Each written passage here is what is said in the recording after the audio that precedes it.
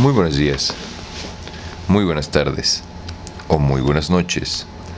Tengan todos ustedes, mis queridos amigos, mis queridas amigas.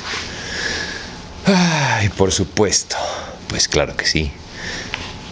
Todos ustedes, bola de confundidos que están en medio.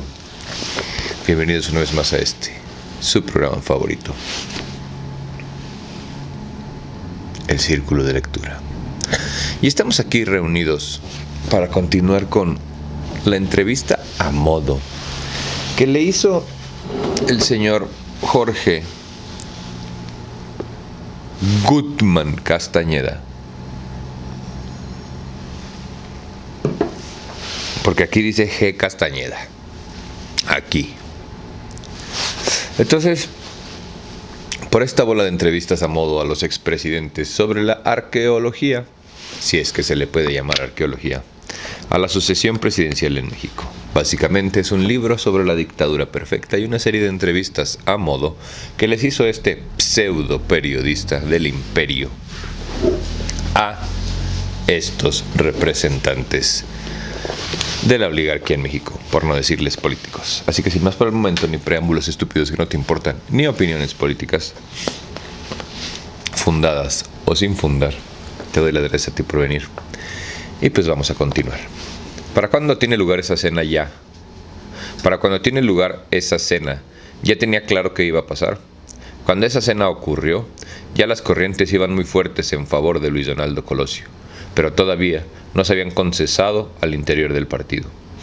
Existe la versión de que la cena fue para engañar a Camacho. Según el propio Camacho, desde el 20 de noviembre en Palacio, siente una distancia suya hacia él y decide tener una conversación decisiva, detallada y explícita con usted.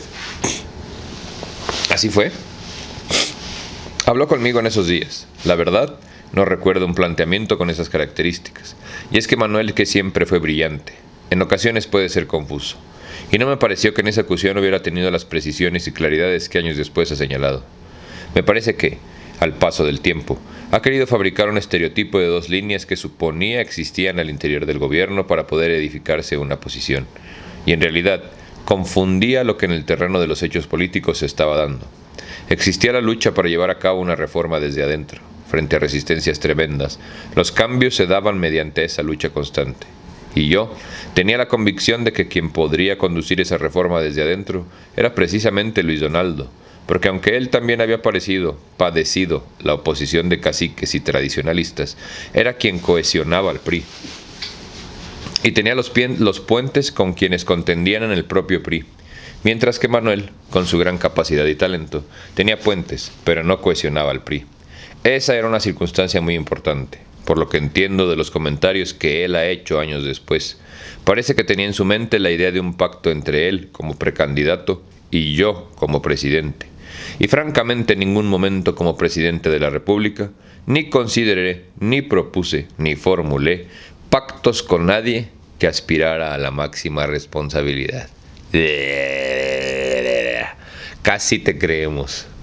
Según la tesis del engaño, usted se espanta por la conversación con él y organiza la cena para tranquilizar y engañar a Camacho. ¿Es cierto? No. Creo que ha de haber como menos un cosas que espanten a Carlos Salinas de Gortari, güey. O sea, por el amor de Dios, güey. El señor prácticamente inventó el chupacabras, güey. Según la tesis del engaño, usted se espanta por la conversación con él y organiza la cena para tranquilizar y engañar a Camacho. ¿Es cierto? Esa es una elucubración y, como ha sucedido con tantos comentarios de oídas, solo se fabrican esas interpretaciones con el propósito de utilizarlas para sus fines particulares. Estos años han tenido su máxima expresión y su mayor abuso. Por eso, ya están tan desgastados como método. aunque hay que reconocer que dejan una estela de confusión y daño. En esa cena no hubo más elogios para los presentes que los que hubo en la comida con Fidel Velázquez. Un poco el mensaje que les estaba compartiendo era: ojalá todos pudieran ser, porque con esta calidad de equipo y de gente, cada uno en sus términos lo merece, pero solo uno puede ser. ¡Ay! ¿No temió que hubiera un desplante de Manuel Camacho en esos días? No. ¿Un arrebato? No. Porque finalmente yo contaba con la institucionalidad de Manuel. Cumplió con ello. Excepto al no haber ido a felicitar a Donaldo el 28 de noviembre. Pues capaz que le disparas también, güey.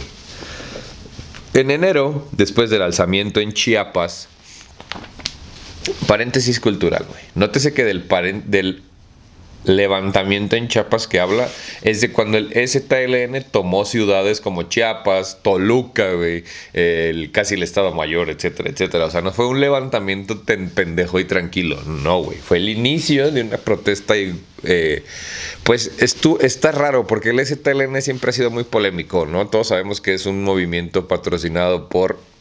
No lo vamos a decir para faltarle el respeto a la lucha, pero, híjole, güey, el subcomandante Marcos parecía más bien subcomandante Televisa, güey.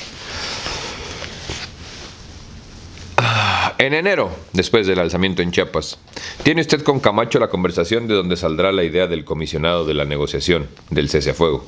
Él insiste en abrir un tema a la sucesión, a lo cual usted responde: ¿qué vamos a ganar con esa plática? ¿Para qué? Ya está, y no hay nada que hacer al respecto. Él dice: la única pregunta que tengo no es por qué fue Colosio, sino por qué no fui yo. Y pone en boca suya la respuesta siguiente: Manuel, yo creo que tú cometiste algunos errores. Cometiste errores de trato con el equipo y errores de posición política. Eres un hombre sincero y sé lo que piensas. Eres inteligente, estás bien informado. Por ello mismo a veces tus comentarios y respuestas, por ejemplo en las reuniones del gabinete, provocaron reacciones adversas que se fueron acumulando. Fuiste en diversas ocasiones muy duro con tus compañeros. Esa actitud tuya te fue aislando del resto del gabinete. Créeme lo que así ocurrió. En lo político, Camacho, cometiste el error de aliarte con mis enemigos, y eso hizo que disminuyera la confianza hacia ti. No era mi función darle una explicación ni ante la insistencia de él. Le hice ver que, efectivamente, se había aislado del resto del equipo y que en el terreno político su afinidad con los adversarios del propio partido hacía imposible una postulación de él por el PRI.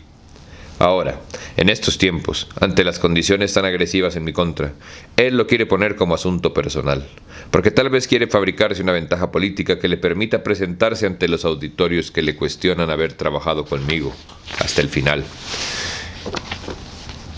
Y responderles más o menos con lo siguiente: miren ustedes, la persona a la que ustedes se refieren, que es el expresidente, no quiso que fuera yo, por razones personales. Y no fue el caso.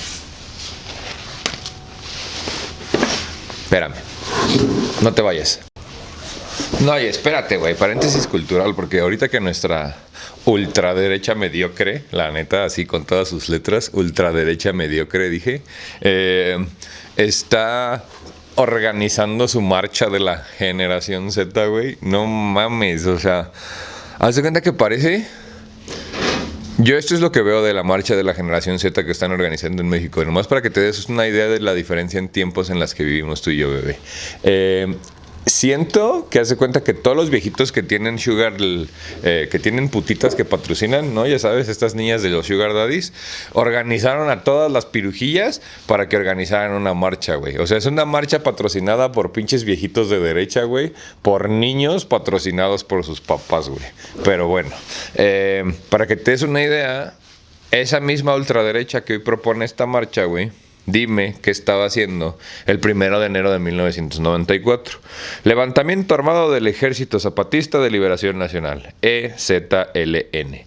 Comisión Nacional de los Derechos Humanos. Así, aquí lo estoy leyendo, güey, en la CNDH. No vais a pensar que me metí a la página del EZLN, güey. Como cuando vienen los testículos de Jehová, güey, a venderte la Biblia utilizando su Biblia, ¿no? Es tiempo para agradecer y celebrar a todas las observadoras y observadores, las y los responsables en las comunidades de los campamentos, las mujeres preparando tortillas cada día, colectivos en todo el mundo ofreciendo talleres de preparación, individuos defendiendo el proyecto y muchas personas más que han participado participado. Centro de Derechos Humanos, Fray Bartolomé de las Casas. El levantamiento zapatista fue una rebelión de 12 días encabezada por el grupo armado Ejército Zapatista de Liberación Nacional, EZLN, el 1 de enero de 1994, en el estado de Chiapas. Ese movimiento alcanzó difusión internacional debido a sus demandas de justicia y reivindicación entre los derechos de los pueblos indígenas en México. Creo que está muy largo el artículo. El EZLN se levantó en armas el 1 de enero, el día que entró en vigor el Tratado de Libre Comercio de América del Norte, TLCAN o el TLCAN, exigiendo la reivindicación de la propiedad sobre las tierras arrebatadas a las comunidades indígenas, un mejor reparto de la riqueza y la participación de las diferentes etnias tanto en la organización del Estado de Chiapas como en el resto del país. Sin embargo, la reacción del gobierno federal fue el envío de tropas a Chiapas para sofocar la rebelión. Se llegó a manejar la cifra de 70,000 efectivos del ejército mexicano. La sociedad civil se movió para detener el enfrentamiento y los 12 días de conflicto armado del gobierno federal declaró de manera unilateral el alto al fuego. Pero a ver. Güey, porque llegaron hasta Toluca. O sea, no creas que nada más fue un pedo así de que, sí, se pelearon en Chiapas y se agarraron a pedradas. No, carnal. O sea, se dieron a la madre duro, güey. Y para que te des una idea, a diferencia de lo que te quieren vender en la televisión mediocre que consumes, o en Facebook, o en Instagram, o en cualquiera de esas redes pedófilas. Carnal, en el ZLN en Chiapas hay uranio. Si ubicas qué es el uranio, ¿verdad? Hubo una bomba que tiraron los gringos en Hiroshima y Nagasaki para acabar con la Segunda Guerra Mundial cuando los rusos ya habían acabado con todos. Esas bombas se hacen con lo que comercia el ZLN, papito. Así es. Así es.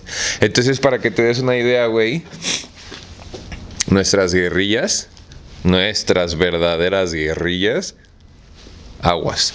Pero bueno, continuemos un poquito de cultura para que sepas o para que estés enterado de que imagínate la situación político-social en México que había para que hubiera un levantamiento armado indígena, güey. Ahí nada más para que te des una idea, aborigen en México, otra vez como en la colonia. Pero cómo te ves bien pendejo defendiendo a toda esa gente porque es de nacos estar con Morena. Pinche naco. ¿Qué pasa el día de la designación de Colosio con Camacho? ¿Usted no le avisa antes? ¿A quién? A Ávila Camacho, a Manuel Camacho. El partido nunca le ha avisado nada a nadie antes de la postulación. Todos los que participaron y participamos bajo esas reglas, sabíamos que el partido no avisaba antes. Sabíamos también que en esa competencia se ganaba o se perdía, y que ganando o perdiendo había una responsabilidad con el partido de manejar la cohesión alrededor del que resultara seleccionado. Bajo esas reglas todos participamos y yo estoy seguro que así lo entendieron, pues fue el caso de Pedro Aspe, por ejemplo, que inmediatamente fue a felicitar a Colosio. Pero Manuel no. ¿Qué sucedió con Manuel?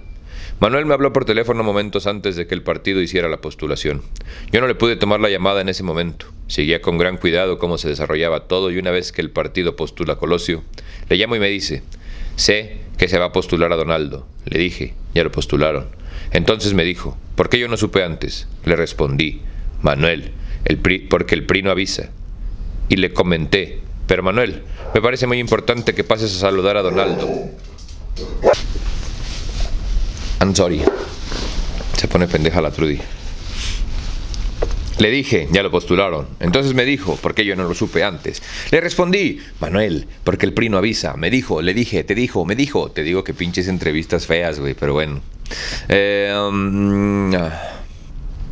Me respondió, pues no le voy a saludar hasta que antes pueda platicar con el presidente. Ay, chinga tu madre. Frente a eso lo invité. Pues vente mañana en la mañana y platicamos. También le volví a hablar ese día en la tarde, acompañado de un destacado colaborador de Luis Donaldo, para decirle que era algo importante que fuera a ver al candidato Colosio, pero se negó, aduciendo que él quería platicar antes conmigo. Al día siguiente, lunes 29 de noviembre, platicamos con franqueza y con respeto. Le hice ver que una vez que el partido había tomado su decisión, y dado que se veía que él no estaba participando con ningún entusiasmo, me parecía que no podía permanecer en el departamento del Distrito Federal. Entonces lo invité a que siguiera colaborando conmigo, frente a los cambios que se estaban dando, producto del reacomodo natural de responsabilidades ante la integración del nuevo equipo de campaña. Le propuse el área de educación, que yo sabía que siempre le había interesado, o la de relaciones exteriores, que había sido su especialidad académica. Él aceptó colaborar como secretario de Relaciones Exteriores. En realidad, su actitud no representó ni mucho menos una crisis interna en el partido, el cual, por cierto, estaba ya consolidando su apoyo a Luis Donaldo. Ajá, así te apoya el PRI, güey. Sino una manifestación personal de él, la cual se pudo conducir sin problemas mayores. Así, la postulación de Luis Donaldo Colosio sucedió sin desprendimiento de militantes ni de organizaciones en el partido. No, pues imagínate, güey, si así sucedió cuando estaban todos juntos, imagínate si hubieran estado peleados, carnal. No, hombre, qué miedo, güey.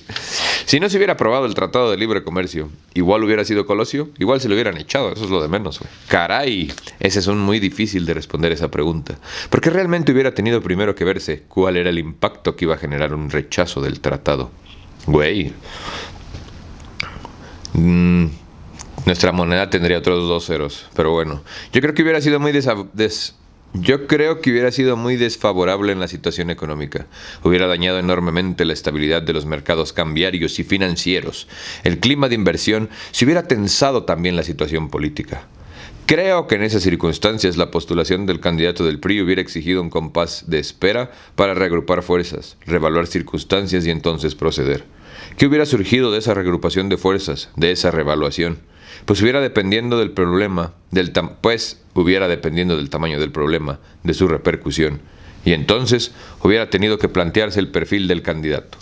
No tengo dudas de que Donaldo lo hubiera llenado, pero es una pregunta totalmente hipotética, que no veo qué importancia pueda tener ahora. Si Donaldo siguiera vivo, ¿qué pensaría de ti? Usted ha sugerido a propósito de Marcos y del Tratado de Libre Comercio que, ¿acaso no se podría plantear la especulación al revés? Es decir, ¿qué tal si quienes critican que el gobierno no haya actuado en contra de la guerrilla por no afectar la negociación del Tratado Libre del Comercio ni la sucesión, en realidad contaban entre sus planes con la aparición de la guerrilla y con una respuesta de represión masiva en Chiapas para descarrilar la negociación del Tratado de Libre Comercio y bloquear una candidatura presidencial comprometida? ¿Qué quiere decir? Yo creo que está muy claro. Porque quienes reclaman que no hayamos terminado con la guerrilla en el 93, lo cual está probado por otras experiencias internacionales, que no hubiera sido posible en unos cuantos meses, en realidad están exigiendo que se hubiera dado una solución represiva a un problema que se ha mostrado eminentemente social, con todas las consecuencias que eso hubiera acarreado. Yo sí creo que una represión masiva de grupos indígenas en el 93 no solo hubiera descarrilado el Tratado de Libre Comercio, que siendo importante, hubiera palidecido frente a la zona al clima de zozobra que se hubiera destapado en el país, en el año en que, por cierto, se registraba el 25º aniversario del movimiento del 68, con una sociedad mucho más participativa, más crítica y más abierta. ¿Ves por qué dicen que el ZLN era del PRI, güey? ¿O es del PRI? Porque ellos, los que patrocinaron, organizaron y perpetuaron el 68, Atenco, Acteal y verga, güey, búscale y ráscale, güey, que hay más masacres que políticos en México. Y acciones represivas en contra de la sociedad, en específico aborigen de México, mal llamada indígena. Me estás diciendo que ellos decidieron, güey, que iba a ser muy violento pelearse contra la gente que se estaba quejando. Ajá.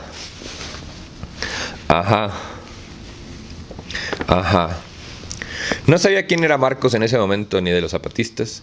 Había tenido reportes por parte del secretario de la Defensa, a mediados del 93, sobre la existencia de un campo de entrenamiento y se habían publicado reportajes sobre su existencia en revistas mexicanas de circulación nacional. Pero información sobre una guerrilla de la dimensión que se materializó en enero de 1994, no.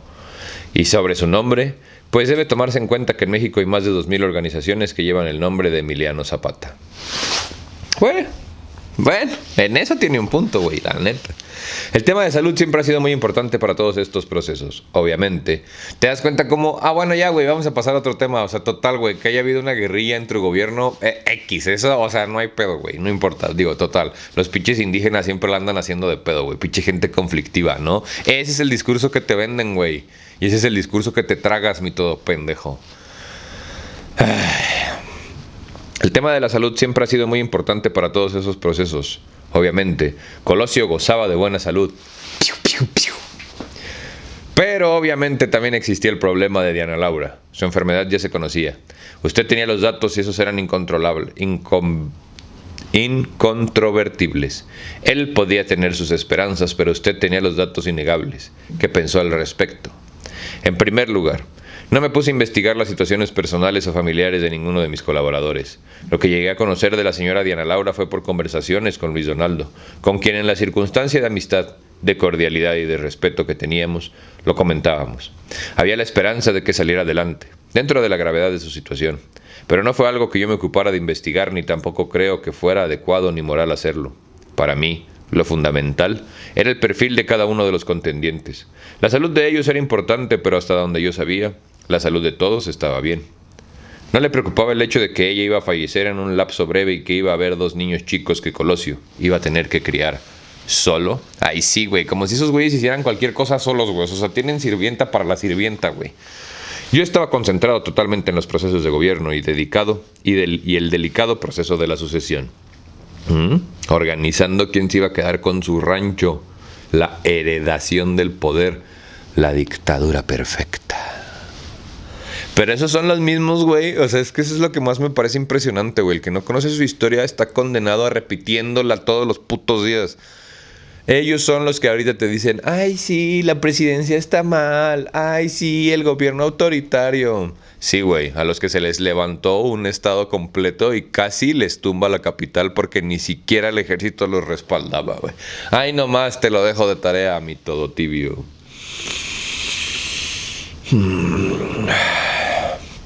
Yo estaba concentrado totalmente en los procesos de gobierno y dedicado a el delicado proceso de la sucesión. Además de las consideraciones morales que hice para no pretender investigar sobre la vida particular de nadie. Chinga tu madre, güey. Estoy convencido de que no existían tampoco las facultades legales para investigar las vidas particulares de los colaboradores en asuntos concernientes al proceso sucesorio. Sugerir que se pudiera haber hecho una investigación así, pues más bien reflejaría actitudes autoritarias o totalitarias, porque en un régimen democrático son tareas a realizar, en todo caso, mediante el escrutinio que hace la opinión pública. Además, si Donaldo estaba en la competencia y así lo asumía explícitamente, era porque él se sentía capaz de conducir sus asuntos particulares, familiares, y yo no tenía duda de ello ni tampoco tenía por qué ponerlo en duda. O sea, ¿tú crees, güey, honestamente, güey, que lo que acaba de decir es verdad? No mamen. O sea, nuestro sistema de espionaje está pagado por el Estado ese falso, güey, que vive matando niños del otro lado del mundo, que supuestamente es elegido por Dios. Ahí nomás se los dejo de tarea, mis todos mensos. Ni de la vida familiar ni de sus finanzas, no. Porque ¿con qué fundamento legal se iba a investigar la situación familiar o de sus finanzas? Como servidores públicos todos teníamos la obligación de presentar nuestra declaración patrimonial. Realmente piensan que somos pendejos. Cuentan con que seamos pendejos. Cuentan con nuestra apatía, con nuestra falta de interés, con... X, güey, no importa, la política es para los políticos, güey. ¿Yo qué voy a hacer para cambiar el mundo, güey? Yo solamente soy una persona. Gracias, güey. Por ese pensamiento llegamos hoy a la sociedad en la que vivimos, en la que sabes perfectamente tú mejor que nadie que cómodo no vives.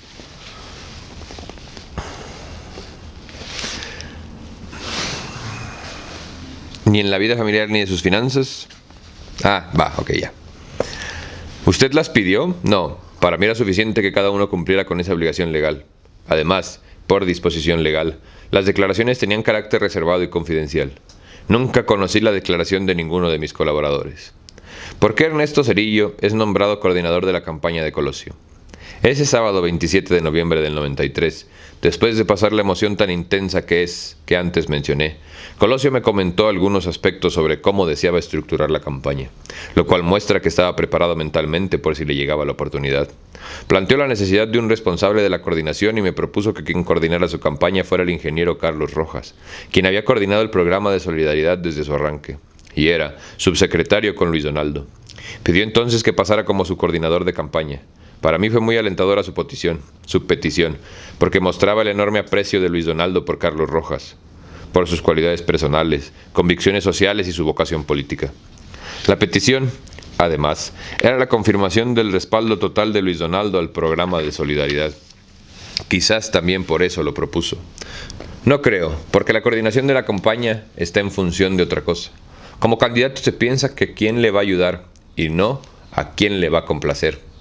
¿No le planteó cambiar al presidente del PRI, ni usted se lo ofreció? No, Ortiz Arana estaba desempeñándose muy bien. Entonces él plantea a Carlos Rojas. ¿Y qué pasa? Y me parecía una selección estupenda. El problema era que Carlos Rojas era el relevo natural de Luis Donaldo Colosio en la Secretaría de Desarrollo Social. Y además, quien estaba haciendo los trabajos de consolidación en todo el programa de solidaridad. Compartimos estas reflexiones y él comprendió la importancia estratégica que representaba Carlos Rojas en Sedesol. Me dijo que lo entendía, se quedó meditando y dijo: bueno, el doctor Ernesto Zedillo también me pasó en ese momento, porque el doctor Zedillo estaba realizando una labor espléndida en la SEP. Yo estaba realmente muy complacido con su desempeño como secretario de Educación Pública. Claro, pues porque el objetivo no era que educaran a la gente, y era necesario consolidar todo el proceso de reforma educativa en marcha. Pero ya no le podía decir 2 veces que no, y entonces accedí a su petición. Dime, güey, honestamente como adulto profesional, dime la neta, güey. Es más, no, mejor no me digas, no me contestes porque me emputa que me digan mentiras. Pero ¿realmente piensas que el sistema educativo nacional que nos educó a ti y a mí estaba diseñado para que aprendiéramos? ¿Para que fuéramos buenas personas? ¿Para que fuéramos obreros? Y aprendiéramos a estar sentados 8 putas horas de nuestra vida porque el trabajo dignifica. No mames, güey, ¿no has visto el mundo en el que vivimos? Y todavía a ti se te ocurre decirme que para ser feliz tengo que trabajar 8 putas horas de mi vida. ¿Por qué no puedo ser como los pájaros, güey? Libre. A ver, ¿cuál es este pinche sistema de mentiras y libertad que me vendes? En el que además, esta es mi historia política, güey. Qué puta vergüenza. Con todas sus letras, así, qué puta vergüenza. Hubo antes del asesinato de Colosio, primera mención, un entendimiento, ya sea con usted, ya sea con alguien de su equipo más cercano, y de que el doctor Zedillo dejaba la coordinación de la campaña. ¿En qué fecha?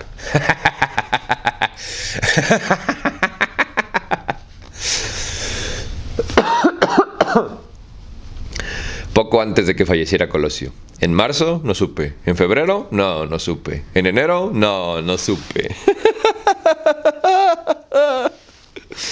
Ay. ¿Nunca fue algo que conversaron? ¿Que él y yo conversáramos? No, ni se lo propuse ni me lo propuso en las conversaciones que tuvimos. Y se acabaron las menciones, al parecer. Llegó de alguna manera a escuchar de Colosio en el nombramiento de Manuel Camacho y de su desempeño, que estaban creando problemas. Si lo platicamos, cómo no. Él sentía que a partir de enero del 94 los medios le daban más espacio al comisionado que a su campaña. Y yo le decía que entendía lo que me estaba diciendo, pero que eso no dependía de la campaña ni de las campañas de los otros candidatos, porque los medios no atendían a ninguna campaña. Era de tal magnitud el problema en Chiapas que la atención de los medios se concentraba en ese tema y en la posibilidad de un levantamiento en el resto de Chiapas y en otras regiones del país. Había medios nacionales e internacionales que hacían reportes como si estuviéramos al borde de una guerra civil. Estuvimos al borde de una guerra civil, güey. O sea, búscale, ráscale así, ponle, ¿qué pasó el 1 de enero de 1994? Y ahí nada más, güey. Si lo puedes hacer en otros lugares que no sean Google, mejor, güey. Métete a The Onion, güey. Había medios nacionales e internacionales que hacían reportes como si estuviéramos al borde de una guerra civil, que sí lo estuvimos, o de una instabilidad política que hiciera imposible la convivencia armónica entre los mexicanos. No, nos la llevamos bien verga toda la vida. Había muchas y serias dudas sobre la posibilidad de mayor confrontación, porque a los pocos días del levantamiento de Chiapas explotó una bomba en la Ciudad de México, lo que además había contribuido a generar un fenómeno de psicosis en muchas oficinas gubernamentales, pues había que desalojarlas ante las continuas amenazas anónimas de bombas. También se habían derribado torres de energía eléctrica, se vinieron secuestros de empresarios, es decir, había una enorme tensión que requería el encauzamiento del conflicto por la vía política, pacífica. Y sobre todo, el poder sentarse a atender las legítimas demandas de los indígenas, que era lo más importante. ¿Sabes yo qué pienso que pasó, güey? Que es la primera vez, güey, que alguien le dijo al PRI, ponte las pilas, hijo de tu puta madre, porque ahí viene el pueblo, güey. En fin. Me acuerdo mucho que siempre la raza me pregunta, güey, ¿por qué vives tan enojado, Barbitos? Y yo siempre les digo, ¿cómo lo haces tú para vivir tan tranquilo, güey? No fue algo nunca que conversaron. ¿Que él y yo conversáramos? Nah. No, ni se lo propuse ni me lo propuso en las conversaciones que tuvimos.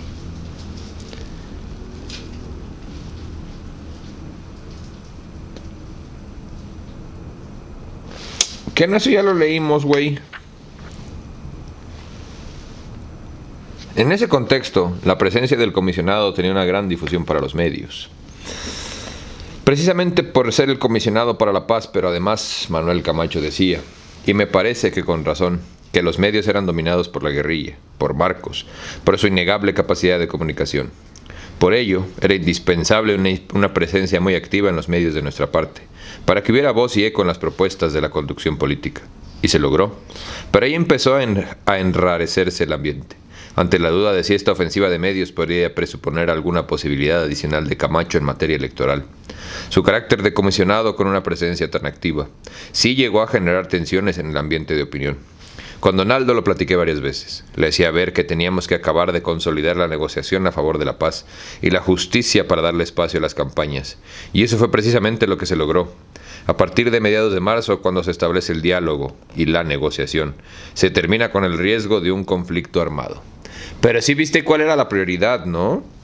Con Donaldo lo platiqué varias veces. Le decía ver que teníamos que acabar de consolidar la negociación a favor de la paz y la justicia para darle espacio a las campañas. No porque fuera importante atender la opinión del pueblo, sino porque era importante que el pueblo viera las campañas. Que si viera en el terreno militar. Pero esa es mi opinión. Y estás invitado a discutírmela, pendejo. Ninguna posibilidad de éxito. Política y socialmente exigía la negociación. Simultáneamente, habíamos logrado el acuerdo entre candidatos a la presidencia para lograr condiciones claramente democráticas para la elección. Y también la gran transformación de todo el aparato electoral a favor de la sociedad civil. Chinga tu madre cada vez que respires, es más, cada vez que parpadee a alguien de tu familia, ve. Cuando tuvo lugar el intercambio de puntos de vista con Colosio, a propósito de Camacho en Chiapas, de los medios de argumentos que usted le daba, a finales de enero, a principios de febrero, no. Las conversaciones con Luis Donaldo alrededor de Chiapas se dieron en los primeros días de enero. Yo diría las primeras horas del levantamiento y hacia el 5 o 6 de enero, que ya se estaban perfilando los cambios en el gabinete y el diseño de la respuesta al levantamiento.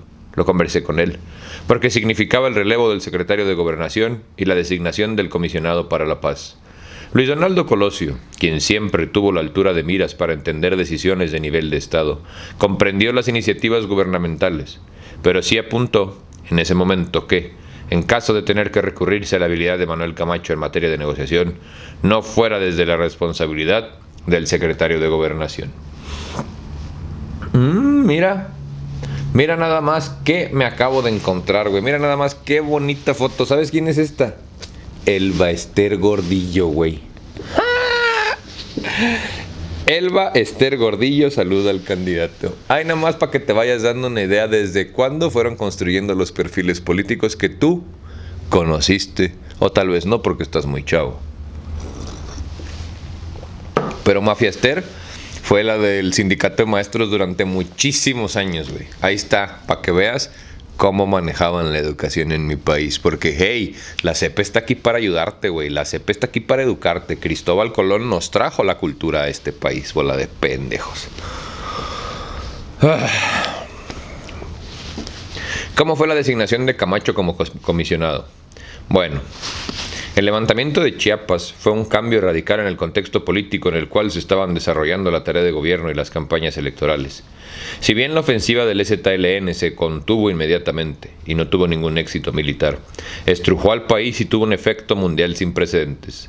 Conforme pasaban los días y esas primeras horas del mes de enero del 94, se venía una cadena de eventos que estaban tensando y poniendo en enorme riesgo incluso la celebración de la elección. Por eso es que decidí dar prioridad desde la tarea de gobierno a encauzar el conflicto en Chiapas, sabiendo que la prioridad en el terreno de la campaña era del candidato del PRI. Donaldo y yo lo platicamos. Le comenté que mi idea de poner como comisionado de La Paz a Camacho, porque precisamente se había distinguido en el departamento del Distrito Federal por su capacidad negociadora. Como cuando desaparecían a todos en el Distrito Federal, o cuando, ¿de qué época estamos hablando? ¿Y a él qué le pareció? Él me dijo: señor presidente, nada más no lo haga secretario de Gobernación. Yo le dije: muy bien, va a ser comisionado.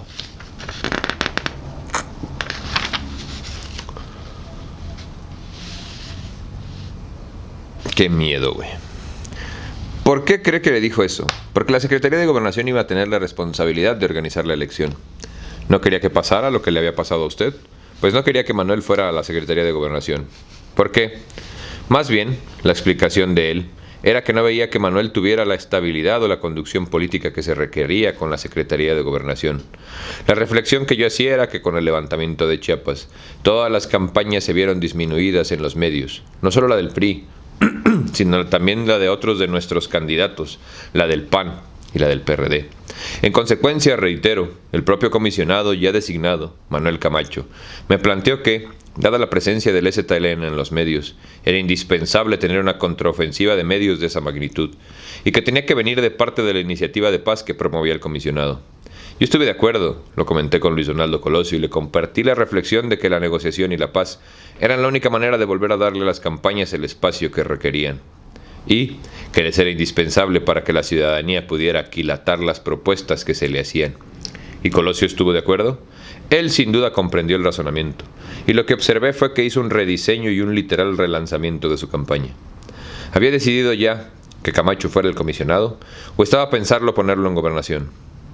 Pues es que una posibilidad es que la negociación la hiciera desde Gobernación. ¿Camacho va a verlo usted para plantearle esto, o usted por su cuenta piensa en él? ¿De dónde viene la iniciativa de involucrarlo en lo de Chiapas? Bueno, la decisión de Chiapas no es del día 1, ni del día 2, ni del día 3, sino conforme se va complicando toda la circunstancia nacional e internacional, y ante la urgencia evidente de poder encauzar un conflicto con esas características. Ya para el 7 u 8 de enero, Manuel me había visitado, pero todos los miembros del gabinete y Donaldo también. Manuel planteó la idea: mándeme a Chiapas. Sí. Él dijo: yo quiero ser el comisionado. Sí, ¿cómo no?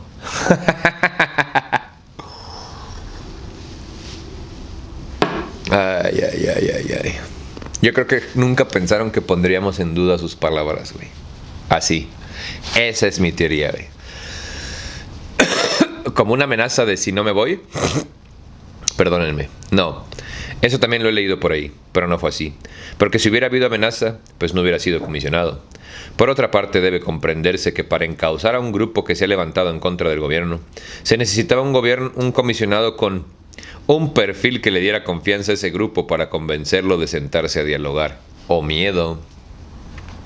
Dentro de todos los inconvenientes que tuvo la designación de Manuel, en la distancia y visto desde la perspectiva actual, no cabe duda de que en ese momento, dada la prioridad que representaba conducir el conflicto en Chiapas por la vía de la paz y justicia, su designación cumplió bien, porque hasta ahora es la única iniciativa que ha logrado que en la mesa de negociación estuvieran todas las partes. El gobierno y el grupo que se levantó en armas, Marcos, se sentó durante horas a dialogar con Camacho. La idea de que fuera comisionado, ¿fue suya, de Camacho o de Colosio? No. Platicamos Manuel y yo el perfil que se requería, y él, con razón, me insistía en que un perfil de funcionario público no daba el mensaje de confianza que se requería para que se sentaran en la mesa. Algunos colosistas afirman que Colosio nunca supo y que usted no le informó nada al respecto, que Manuel Camacho iba a ser nombrado comisionado sin sueldo y sin puesto en el gabinete, volviéndose así elegible para ser candidato, que incluso Colosio pensó que Camacho conduciría las negociaciones en Chiapas desde la Secretaría de Relaciones Exteriores. ¿Es cierto? Ellos no estuvieron presentes en las conversaciones que yo tuve con Donaldo. Sus testimonios son de oídas y ahora se sabe que son interesados y parciales. No tengo interés en comentar sobre dichos testimonios. Acuérdate que Chiapas no siempre fue parte de México, güey, ¿ok? Chiapas era parte de un territorio, así me parece, que de Guatemala, güey, y después de una serie de conflictos entre los guatemaltecos, güey, Chiapas decide anexionarse a México. Un poquito como lo que hizo el territorio del Donbass en Rusia, pero shh, no le digas a tu prensa occidental porque se caga de que sepas la verdad.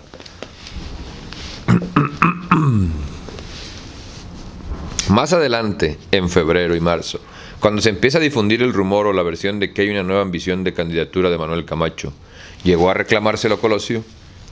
Lo único que me llegó a plantear Luis Donaldo fue que no me quiero morir, jefe. Perdón, ¿quién dijo eso?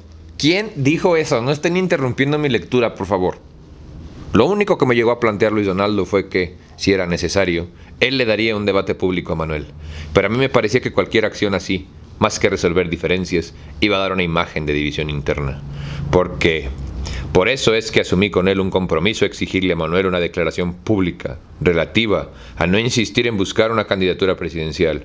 Si quería permanecer como comisionado para la paz, y precisamente el 22 de marzo, Camacho hizo una declaración pública diciendo que no aspiraba a la candidatura. Fue uno más de los elementos que se sumaban a un verdadero relanzamiento de la campaña de Luis Donaldo, y le daba excelentes perspectivas. ¿La declaración pública de Camacho se la pidió Colosio o usted se la ofreció? Yo no recuerdo que él lo haya planteado como tal. Luis Donaldo no era un agente que viera con temor a ningún contendiente competidor, pero a mí sí me interesaba que no hubiera ambigüedades en las posiciones públicas. En todo caso, si Camacho hubiera optado por una candidatura, en ese momento le hubiera retirado la designación de comisionado, para que él pudiera concentrarse en las actividades a favor de la paz, de enorme trascendencia nacional e internacional. Era indispensable una declaración de que no aspiraba a una candidatura presidencial sin ambigüedades. Es que imagínate que el EZLN, güey, por una parte es la primera vez que rompen la estructura del gobierno perfecto y adecuado del PRI, güey. O sea, es la primera vez que se logra romper el cerco mediático informativo en el que en todo México iba todo bien, porque si hablabas mal, hay tabla.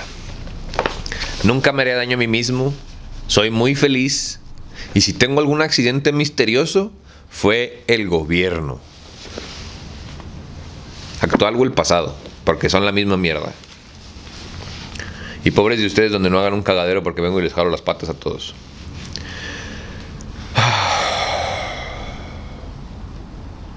Lo aceptó, así se lo pedí, y eso fue lo que declaró el 22 de marzo. Él hizo sus evaluaciones y finalmente lo declaró públicamente.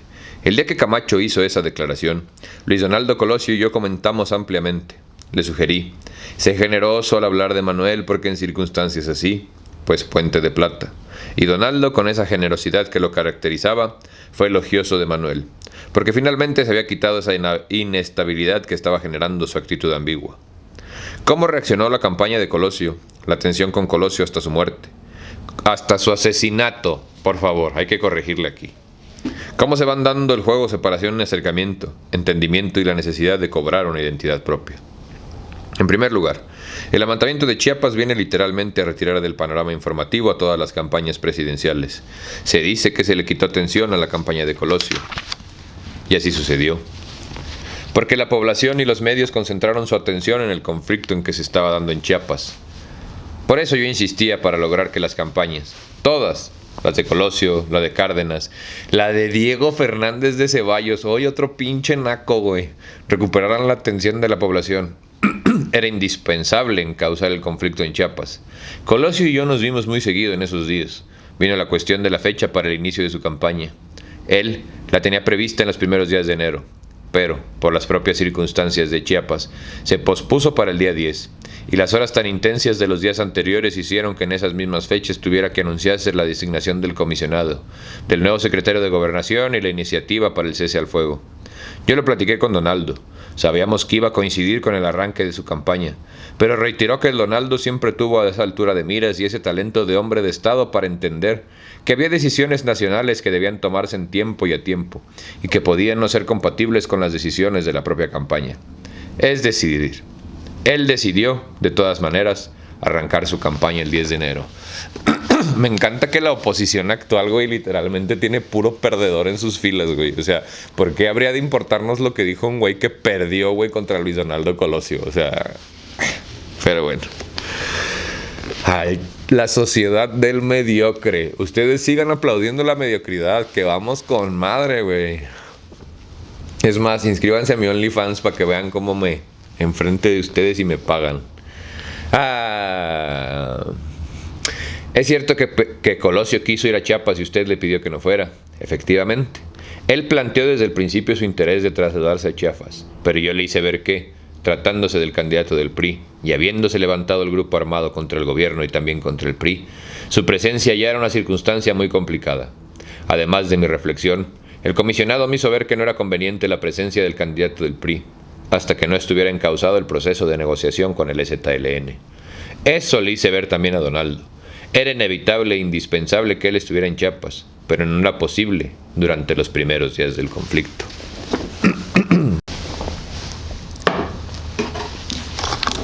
Tú sabes, bebé.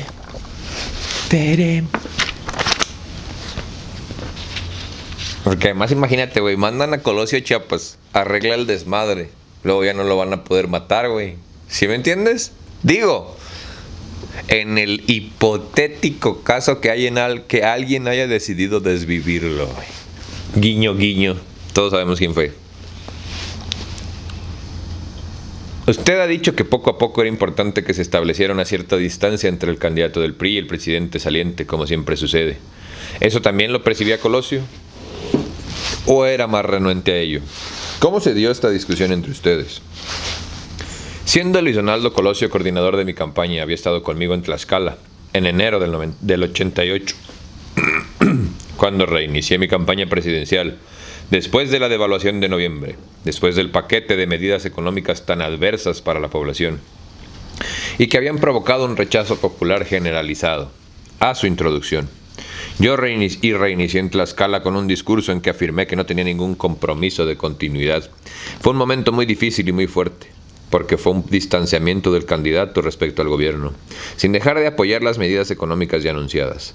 Por lo que respecta al discurso de Luis Donaldo Colosio en marzo del 94, si bien tuvo la intención de enviármelo antes, no lo comentamos previamente, pues no hubiera sido lo correcto. Pero antes de esa fecha yo le había enviado una nota, haciéndole ver que una de las opciones para el relanzamiento de su campaña era precisamente tomar distancia del gobierno. Dentro de su comité de coordinación de la campaña, personalmente me dijeron que no compartían esa visión de separación o distanciamiento entre la campaña y el gobierno. Varios conocimos esa nota. ¿Se acuerda cuándo? Debió de ser entre fines de febrero y principios de marzo, pero desde la campaña se respondió que por ningún motivo podría ser eso una opción. La carta del doctor Zedillo a Colosio, que se ha publicado posteriormente, ¿puede ser una respuesta a la nota suya a propósito de la distancia? Claro, creo que no, porque Zedillo no compartía la propuesta de la nota que yo le había enviado a Luis Donaldo Colosio. ¿No la compartía? No. Zedillo no estaba de acuerdo con la idea de que hubiera una distancia. No estaba de acuerdo. Conocía sus argumentos, sus razones, esa fue su opinión. En los días después del asesinato de Colosio, usted lleva a cabo una especie de auscultación acelerada. ¿Cómo fue? La trágica muerte, por no decirle asesinato, porque sería aceptarlo, fue un acontecimiento terrible. Fueron los momentos más dramáticos que he vivido como ser humano, los más dolorosos por la relación personal con Luis Donaldo y como presidente de la República, los más traumáticos por el riesgo en que se puso la estabilidad política del país, y sobre todo porque terminaron con la posibilidad que representaba Luis Donaldo Colosio, es decir, la de reformar el sistema desde adentro. La respuesta a lo que usted me pregunta es que, la verdad, no fue una especie de auscultación. Jorge requirió de una verdadera y muy intensa auscultación. Ese fue un mensaje. Ese fue un asesinato en cámara. Ese fue un mensaje como el de Kennedy, para que sepas lo que va a pasar si quieres cambiar las cosas. Aguas. Yo por eso no doy discursos en público. ¿O no, mi Charlie Kirk? Porque siempre es, ay, lo desvivieron, le quitaron la vida, lo mataron, lo asesinaron, ¿no? Porque inclusive ya es, inclusive utilizar estas otras palabras que le quitan peso a la muerte, ¿no? Desvivieron. No lo desvivieron, güey, lo asesinaron. A mí la verga, güey, esta madre no está siendo monetizada por algo, ¿no? Entonces, lo asesinaron. Le tenemos tanto miedo al lenguaje que, ay, no vaya a ser que me quiten suscriptores. Lo desvivieron. No, la verga, güey, lo asesinaron. Le metieron un pinche balazo frente a las cámaras. Eso fue un mensaje. Al final, piénsalo, utiliza tu pensamiento crítico tantito. ¿Cuánto cuesta matar a alguien? Salen un dineral, güey. O sea, es una bronca, carnal. Es una bronca, no tienes una idea. Entonces, asesinar a alguien frente a las cámaras en donde todo el mundo lo vea es un mensaje, güey. Es un mensaje claro para todas las personas del mundo, pero nosotros que somos la parte más hasta abajo de la cucaracha, nada más estamos aquí para hacerle así o así. Oh, wow. Nosotros somos el ruido de fondo, güey. Ese fue un mensaje para ellos, de ellos entre ellos, güey. ¿Sí me entiendes?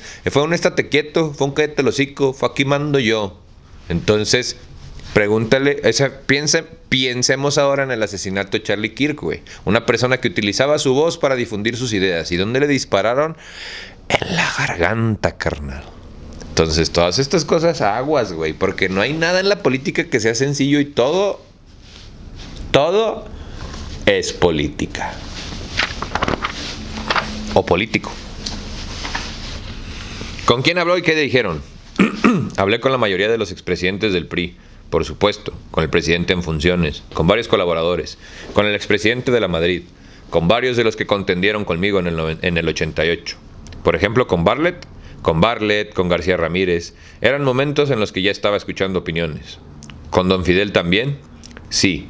Tenía que proceder a ver quiénes llenaban los requisitos. Decidí hacer esas auscultaciones para asegurar que toda opción se habría evaluado. Opiniones como la de Fidel Velázquez. ¿En qué sentido se expresaron? ¿Personales o de procedimiento? Sobre todo, que era indispensable resolver a la brevedad. Dentro de todo el dolor que yo tenía y que había entre nosotros por la trágica muerte de Luis Donaldo, habría que resolver la candidatura por el método más cohesionado para evitar cualquier fisura en el partido. El partido también estaba dolidísimo con la muerte de Luis Donaldo. Ajá, estaba espantadísimo, güey. ¿Hubo alguna otra corriente? ¿Algunos otros nombres? Muy fuertes a favor de Ortiz Arana, de Francisco Rojas, manifestaciones a favor de Genaro Borrego y también de Pedro Joaquín Caldwell, ex gobernador, ex secretario de Estado y miembro de la dirigencia nacional del PRI. ¿Y sabes qué me acuerdo de Ortiz Arana? Fernando Ortiz Arana tejió su telaraña. Es cierto que todavía se pregunta usted por qué no se inclinó por Francisco Rojas y que a la hora de la primera formulación de esta pregunta no tenía una respuesta completa y definitiva. Es cierto, pero ya tengo una respuesta que, sin embargo, considero que habrá de esperar a circunstancias propicias para comentarla. ¡Au! ¡Perra loba! ¿Cómo transcurrieron esos días entre la muerte de asesinato de Luis Donaldo Colosio y la postulación del doctor Zedillo? Ese doctor Zedillo es el mismo que ahorita está haciendo opiniones sobre cómo llevar la economía de México. Sí, ese es el presidente que llegó porque mataron al otro güey, no porque lo votó la gente. Una vez más, la dictadura perfecta. Estábamos ante la incertidumbre total. No se sabía si era atentado aislado o si era una secuela de los hechos violentos que habían empezado en Chiapas, que habían continuado con los secuestros. ¿Sí lo llegó a pensar? ¿Cómo no? Este ya era un hecho monumental. La muerte de Luis Donaldo era la combinación de una dinámica de hechos violentos, y la muerte de Luis Donaldo Colosio, sin precedente. Otra vez. ¿Cómo no? Este ya era un hecho monumental. Le voy a corregir unas palabras que se equivocó nuestro mediocre autor en poner, güey. El asesinato de Luis Donaldo era la combinación de una dinámica de hechos violentos y el asesinato de Luis Donaldo Colosio, sin precedente. Habría gran incertidumbre sobre lo que sucedía y que lo que podía seguir sucediendo. Y junto a todo esto, junto al dolor personal y a la circunstancia inédita, yo tenía que actuar frente a la nación. Evitar una crisis económica más y enfrentar la crisis política de la trágica muerte, del trágico asesinato de Luis Donaldo Colosio había producido. ¿Cuánto tiempo pensó que tenía para resolver el asunto? El asunto ya estaba resuelto, ya se lo habían echado. Pensé que íbamos a poder realizar el sepelio de Luis Donaldo Colosio con pleno respeto a su memoria, frente al hecho trágico y abominable que había ocurrido. En realidad, lo que me encontré fue que en el momento de ir viajando hacia su sepelio en Sonora, ya estaban desbordándose los grupos y había corrientes dentro del PRI para tratar de imponer un relevo a la candidatura de Luis Donaldo. ¿Cuándo empieza el proceso de auscultación? ¿Antes del sepelio en Magdalena? ¿Ya empieza a haber gente? No, después del sepelio. El 24 de marzo es el acto en Galloso y el sepelio en Magdalena el 25 de marzo. Saca el comercial, ¿eh? El 24 y 25 no sucede nada.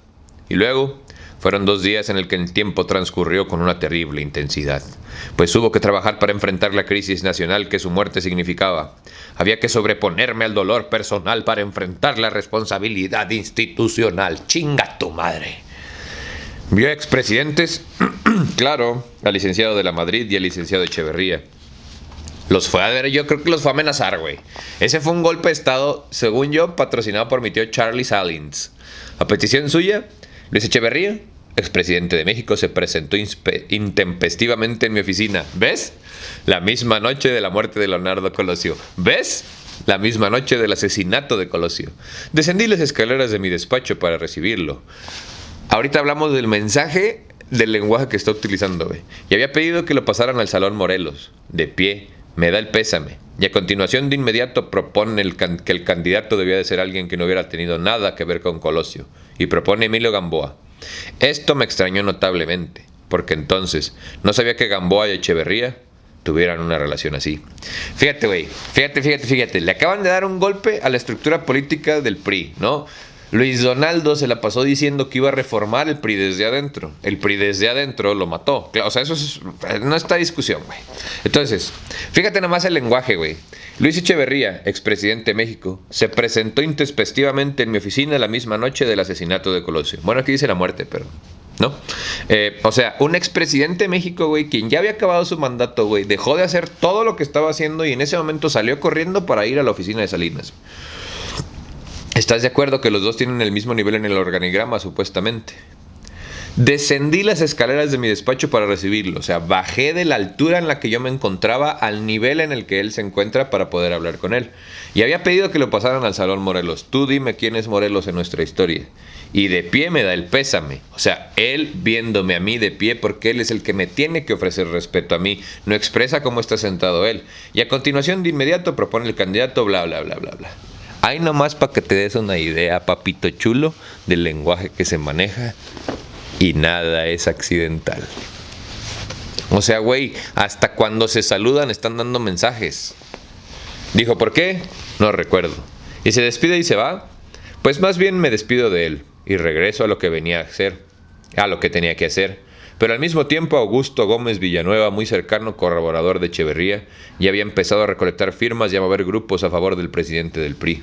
Ortiz Arana tejió su telaraña sin conocimiento de él. ¿Cuál es el tenor de su plática con Miguel de la Madrid? Lo invité a desayunar el sábado 26 para intercambiar impresiones sobre lo que había sucedido y escuchar su opinión. Le propone un candidato, su opinión y consejo, como siempre, fueron de lo más serio e institucional. ¿Le pide su opinión sobre candidatos que usted ya contemplaba? Platicamos sobre diferentes personalidades. Me dicen que vio 3 veces al doctor Zedillo en esos días. Lo vi en varias ocasiones. Decidió, sin hablar con los posibles. Fue un proceso inédito, que requirió intensos diálogos y negociaciones con los miembros y las corrientes más destacadas del PRI. Pero sí habló con Zedillo. Sí, en varias ocasiones. De él sí podía o no podía ser. Una sola vez. De él sí podía. De si él podía o no podía ser, perdón. de él una sola vez. La idea de cambiar el artículo pertinente de la Constitución para que los otros miembros del gabinete pudieran ser candidatos, ¿con quién la sondeó y cuáles fueron las reacciones? Hay que recordar que la Constitución Política de los Estados Unidos Mexicanos establecía en su artículo 82, fracción sexta, que ningún secretario o subsecretario de Estado, jefe de departamento administrativo, ni el procurador, ni ningún gobernador de algún estado, podía ser electo presidente de la República, a menos que se separara de su puesto 6 meses antes de la celebración de la elección. La tragedia ocurrió casi 5 meses antes de la fecha de la elección. No podía ser candidato a ninguno de los considerados en la fracción constitucional antes mencionada. Frente a eso, y repito, en medio del dolor por la pérdida del bisonaldo Colosio, había que analizar todas las opciones. La posible modificación constitucional requería, ante todo, de los votos de los legisladores del PRI en el Congreso de la Unión, y luego en las legislaturas locales. La opinión entre los legisladores del PRI fue que no participarían en esa reforma constitucional, y varios gobernadores también expresaron que el ánimo de sus legislaturas locales no estaba para aprobar una reforma así. El PAN. Primero el PRI no quiso y luego el PAN.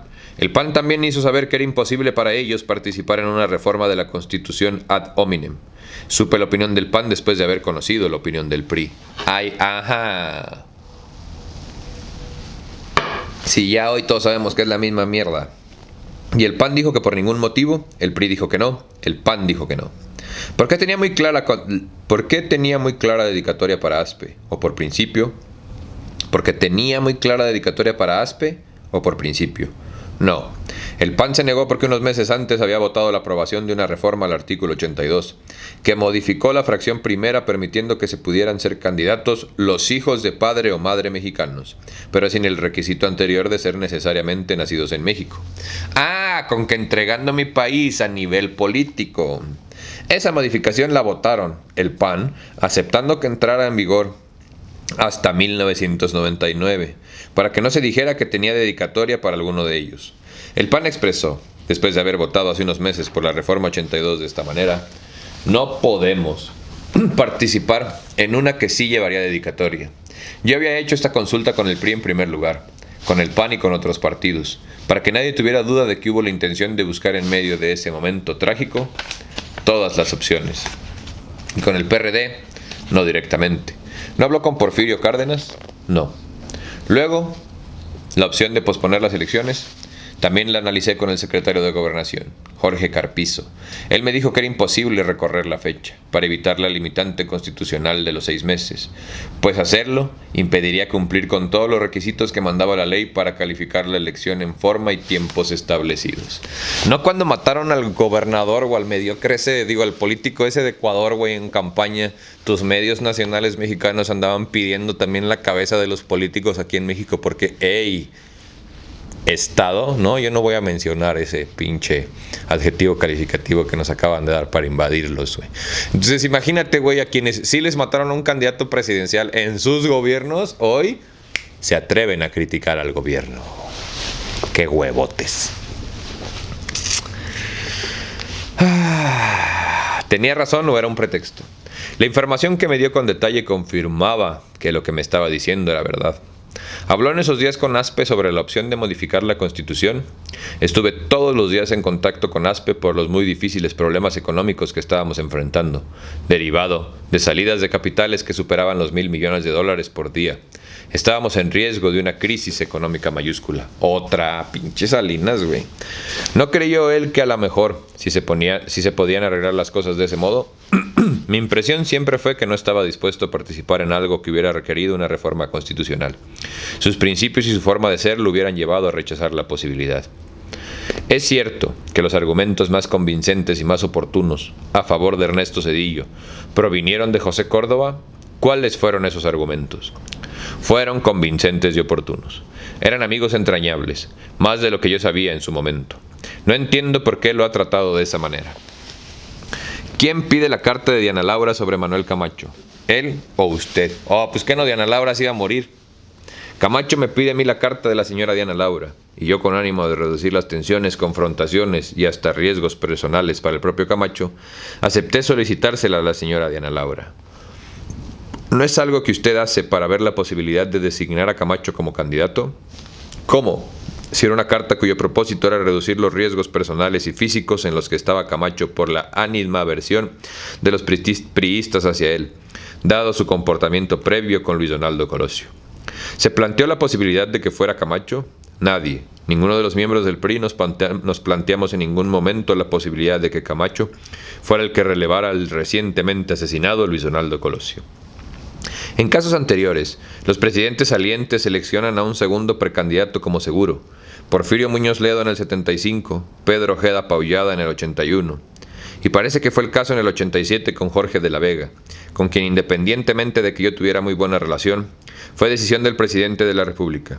Pero en este caso, cuando se integró el equipo de campaña de Luis Donaldo, fue a petición del propio licenciado Colosio que el doctor Ernesto Zedillo fuera nombrado coordinador de su campaña. ¿Por qué se cerró usted las puertas a sabiendas, por definición, de que puede haber un accidente? Porque nunca pasó por mi cabeza que pudiera suceder algo tan trágico como lo que sucedió. Ajá. ¿Por qué se cerró usted las puertas a sabiendas? Aguas, ¿eh? El 20 de noviembre del 94, en la famosa reunión en su casa en Santa Teresa, sobre si debía haber una devaluación, hay quienes sostienen que, hasta donde se mostró usted anuente a ella, lo hizo porque sabía que Pedro Aspe estaba en contra. ¿Cómo fue la reunión? Digo, cambiemos de tema radicalmente porque total matar a un candidato, ¿qué importa? Somos el PRI. Después de varios meses de estabilidad cambiaria, ocurrió una muy importante salida de capitales el viernes 18 de noviembre.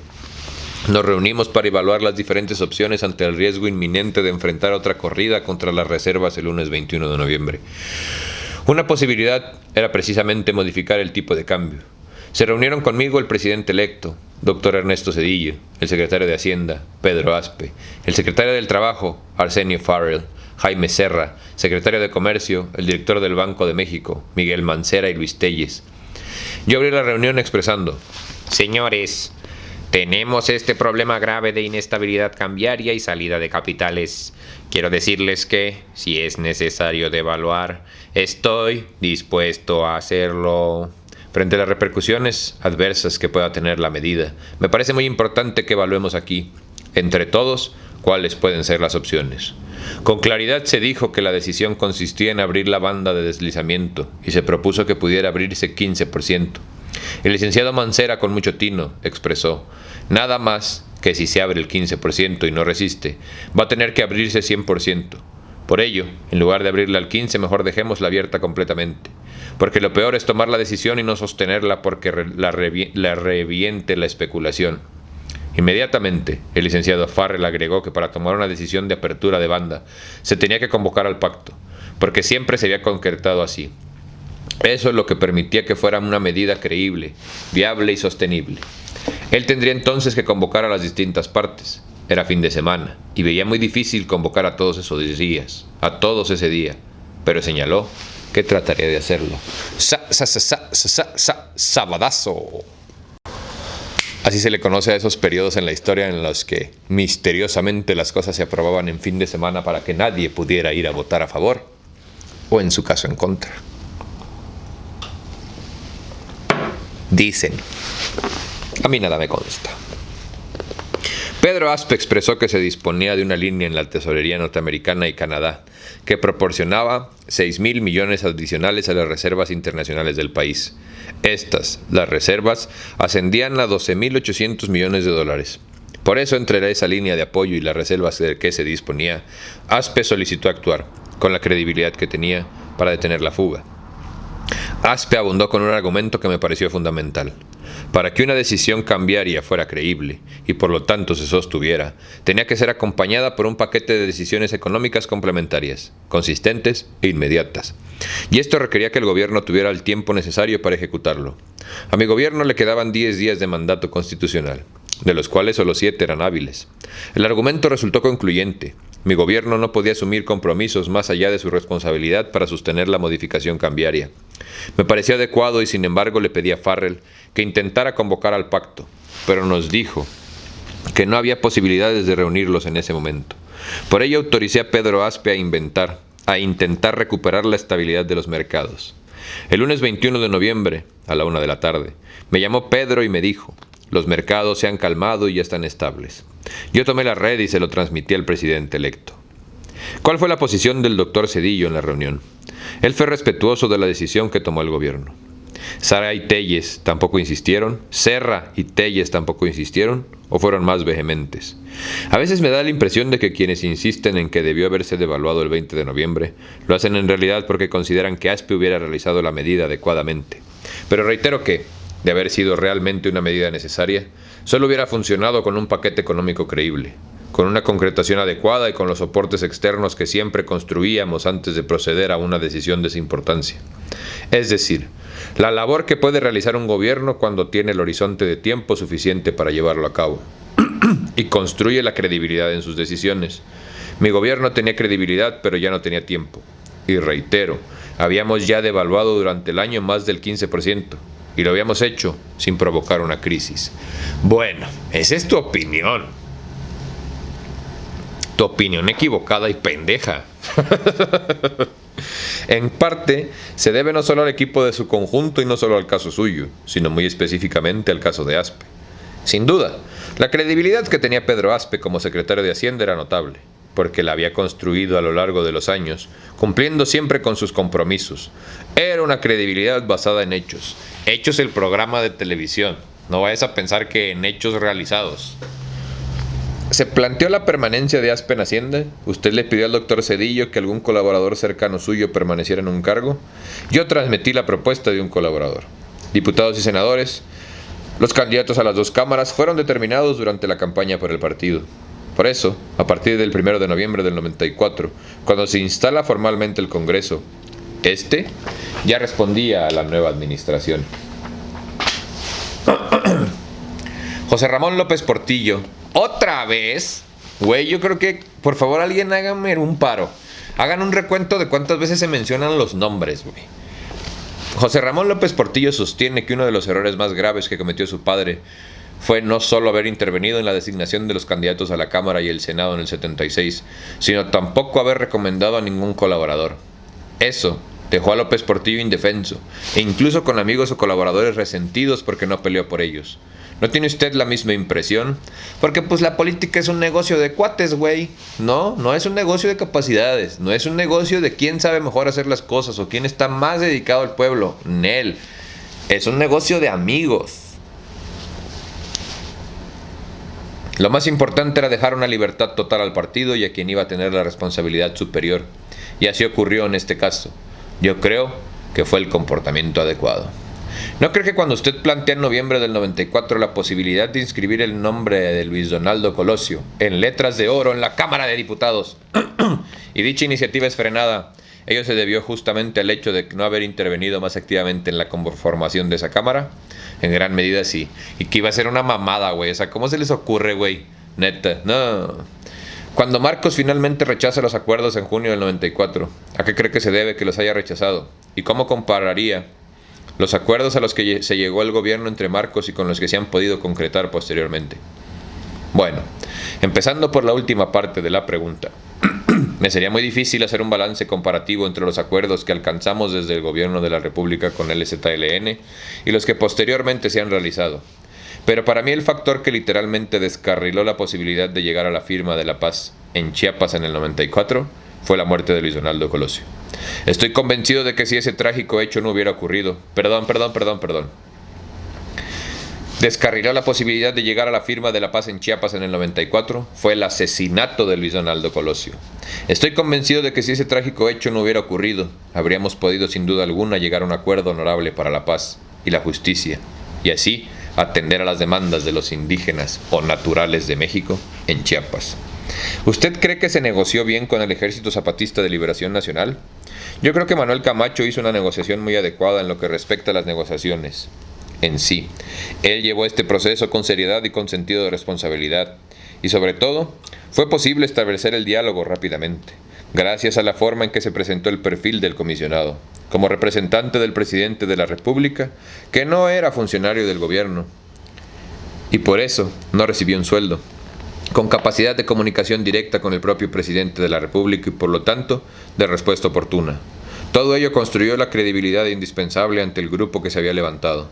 No podemos olvidar lo que ya alguien que participó en movimientos guerrilleros de los años 70 ha escrito recientemente, y es que, cuando un grupo como este se lanza a la guerra, quiere decir que lo ha venido meditando por mucho tiempo, y es muy difícil que, por esa dinámica, pueda lograrse que estén dispuestos a negociar.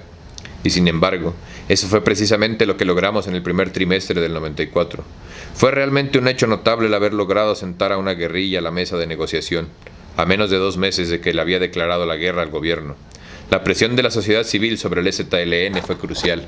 Sí, o son dos caras de la misma moneda, ¿no? O sea, al final, si los dos trabajamos para el mismo patrón y mi patrón me habla y me dice, siéntate a negociar con ese cabrón, pues, ¿no?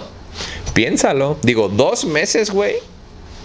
Piénsalo. Lo que está diciendo sobre las guerrillas es muy cierto. Hay que reconocer las verdades cuando las vemos. Imagínate que, o sea, güey, para que una guerrilla decida levantarse, necesita un chingo de tiempo para prepararlo, güey. Porque el aparato político represivo que tiene el Estado realmente no tienes una idea de los alcances que tiene. O sea, sí, yo estoy poniendo en peligro mi vida al hacer esto y me vale verga, güey. Total. Para vivir en este pinche mundo, mejor que me maten por decir la verdad, güey.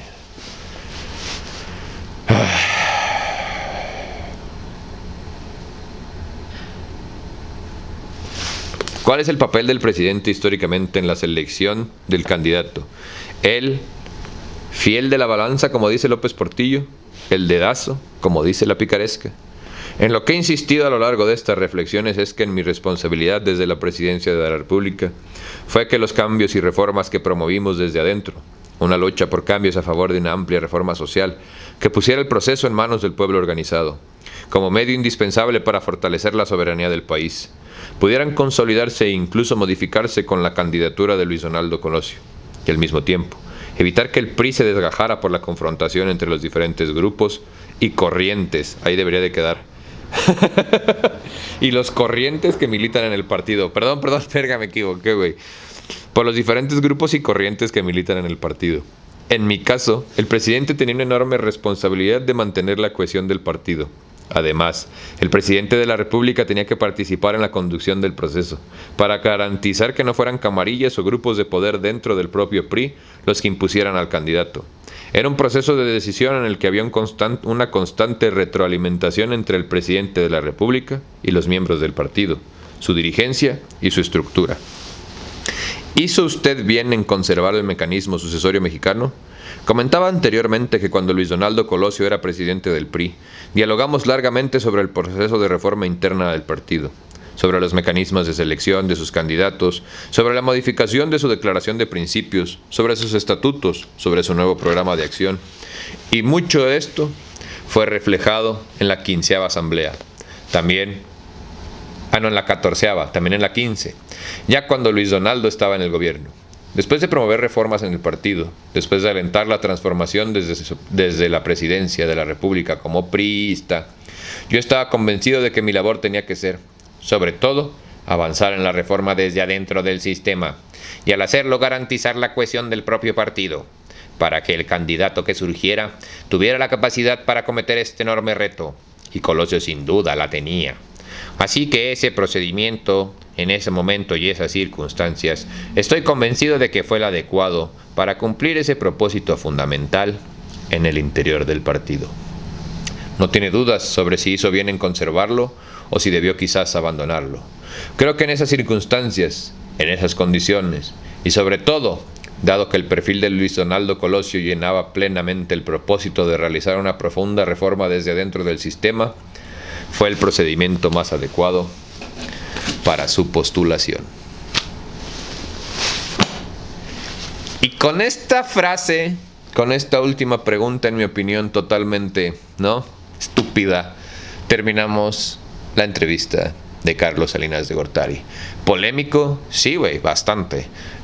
Discutible, sí, bastante. Fue bueno, fue malo, fue peor, no sé.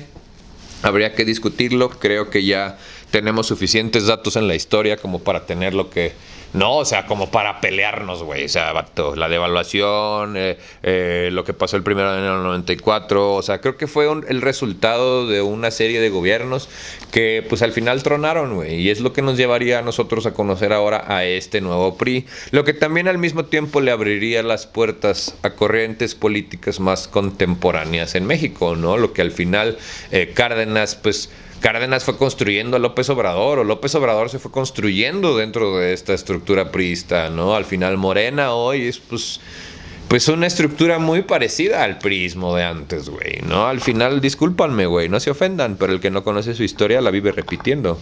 Entonces, pues, muchas gracias a ustedes por venir a este ejercicio de resistencia cultural. Fíjate que realmente estoy pensando, güey, que estoy un poco harto de leer sobre todos estos pendejos y voy a hacer una pausa. Tengo por ahí el libro de Los de Abajo, de Azuela. Un libro sobre la Revolución Mexicana, un poco parecido a lo que hace Juan Rulfo. A mí me gusta mucho y creo que voy a hacer como que un paréntesis para poder postear todo el libro de Los de Abajo y luego ya seguimos con la otra parte de esta mediocre pieza de la literatura mexicana. Después estoy leyendo a Nick Tours, Dispara todo lo que se muera. Dispara todo lo que se mueva. Un saludo a mi amiga personal. Besos a todos ustedes, pero en específico a mi amiga Margarita.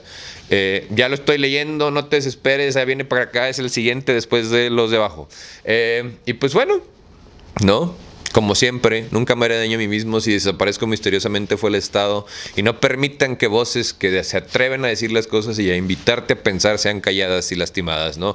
Y si así pasa, pues hagamos un desmadre, güey. Entonces ojalá y podamos discutir estas cosas. Y ojalá y lleguemos a un estado de conciencia en el que seamos nosotros los que decidamos por nosotros mismos y no permitamos que nuestra hueva nos lleve a hacer que los demás decidan por nosotros. Muchas gracias a ti por venir a tu ejercicio de resistencia cultural favorito. Yo fui Seré Barbitas y nos vemos pronto. Gracias. Cámara. Por cierto, el que vaya a la marcha del 15 de noviembre es puto.